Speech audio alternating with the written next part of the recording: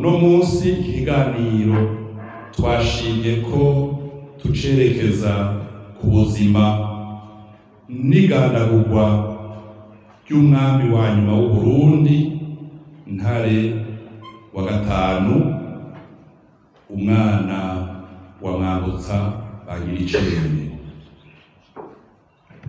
Uyu mwami wa nyuma w'u Burundi yaravutse mwabibonye, ariko harageze igihe ageze mu myaka 18 ahendwa n'abanyepolitike bari barongoye igihugu ico gihe, baramwemeza ko hageze ko yosubirira se umwami Mwambutsa Bagiricenge. Gukombora se vyabaye mu 1966, ariko mezi atarengane n'imisi 20 amaze ku mwami akimikirwa imuramvya na Micobero yari yahashitse, amaze amezi 4 n'imisi 20 yaciye aja mu birori muri Kongo Kinshasa, aho umukuru w'igihugu Mobutu Sese Seko yari amaze umwaka nawe ashikiriye ubutegetsi. Muri urwo rugendo umwami Ntare wa gatanu ntiyagarutse, yaciye akurwa na kapiteni Michel Micobero. Umwami rero yarahenzwe, akura se, aheza amezi n'imisi 2 nawe acaragurwa. Niho itariki 28 Munyonyo 1966 Repubulika ya mbere yavuka mu Burundi. Ntiwumva ko yigijwe iyo agahunga akaja mu Budagi kubayo? Abarongoye igihugu bagumye batinya yuko intwaro y'icami ishobora kugaruka iciye kuri we canke iciye ku bandi. Harageze igihe rero Repubulika ya mbere yiyumviye ingene yokura Buraya ikamutahana mu gihugu. Yarabikoze ikoresheje umushikiranganji Sibananiya Mtego, yagiye kenshi mu Bubirigi kumuhendahenda ngo atahe, gushikaho bishika akagaruka muri Afrika, agashika muri Uganda. Ashitse muri Uganda baciye kwa rongoye ico gihugu Idi Amin Dada, baramuhendahenda, novuga nti baramufashe ku nguvu gushika muri zindege. Ashika i Bujumbura itariki 30 z'ukwezi kwa gatatu 1972. Muri ico gihe ivyo vyari Kampala, abaserukira ibiro biserukira Burundi muri Kampala baragize uruhara, cyane cyane uzwi cyane yitwa Petero Nkundwa ntakiriho, ndamuzi cyane kuko yarakoze muri Algeria, n'umunyeshuri ntakiriho. Hageze ko ataha rero Ntare wa gatanu, indege yajemo harimo n'umuhungu Biha Emmanuel yavyawe n'umushikirangoma azwi Biha Leopold. Hanyuma Biha Emmanuel ashikira mu gashoga y'Ubujumbura, atangura muri PCR. Ntare wa gatanu bamudugana Igitega mu ngoro y'umwami muzi hano Igitega n'urukiriho inzu y'amatafari yumye ikomeye, niho yafungiwe icamaso. Murumva ko ari ukwezi kwa gatatu, ariko hamaze iminsi havuze yuko yaraje gutembagaza ubutegetsi azanye n'abacangero abanyamahanga, kugira ngo avuge amajambo yoroshe yumvikana kandi avunaguye.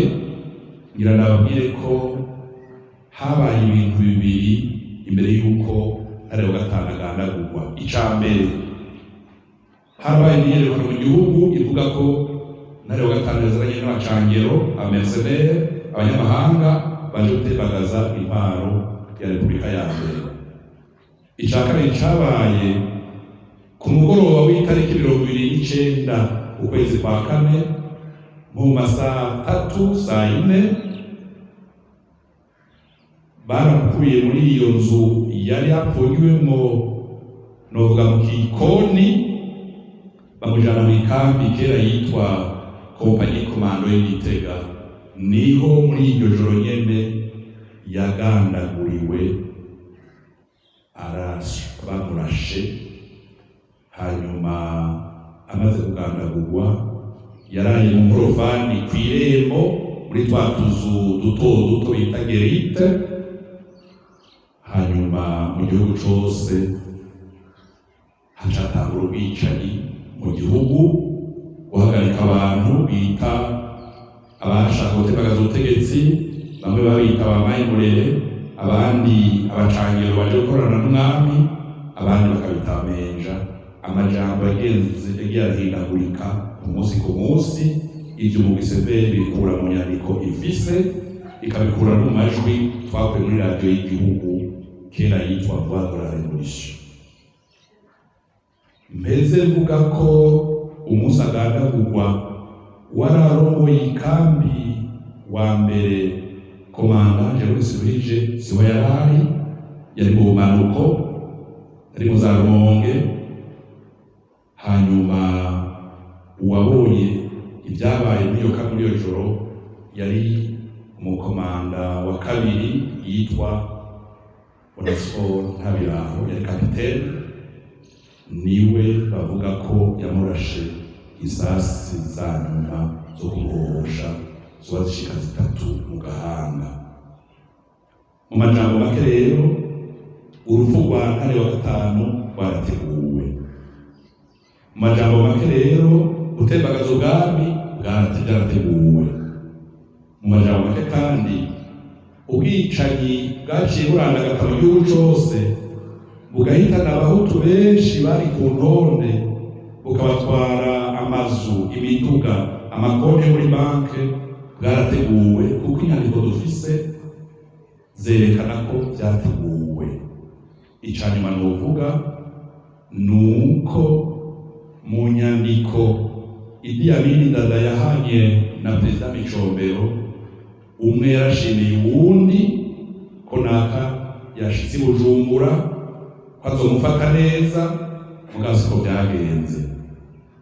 Uwundi yiswe ko agize ubwoba ko bakamufata nabi, baramuhendahenda, baramurungikira urwandiko, mugazi ko byagenze.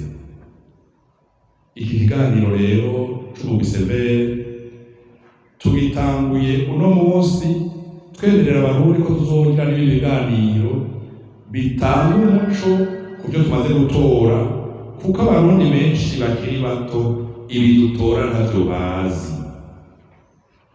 Hanyuma igihugu cinjiye mu bwicanyi, inzego z'igihugu zikanuma, ubwicanyi bukamara imyaka 2-3, bisigura ko buba bwateguwe. Bamenyesha amakuru dushaka kubafasha mumenye ko igihugu caciye mu ngorane zidasanzwe, kandi izo ngorane zavutse kubera ubutegetsi bubi, kuko umutegetsi ukingira abarundi baba mu gihugu kumwe, baba baganwa, b'abatutsi, b'abahutu, b'abatwa ku buryo bumwe. Aho niho nogeza nongera nshimika mvuga nti kwica kugandagura umwami Ntare wa gatanu byarateguwe, ubwicanyi mu gihugu cose bwarateguwe. Inyandiko dufise ziri ku mikono y'abategetsi bo mu butungane bo mu gisoda barongoye intara ziravyerekana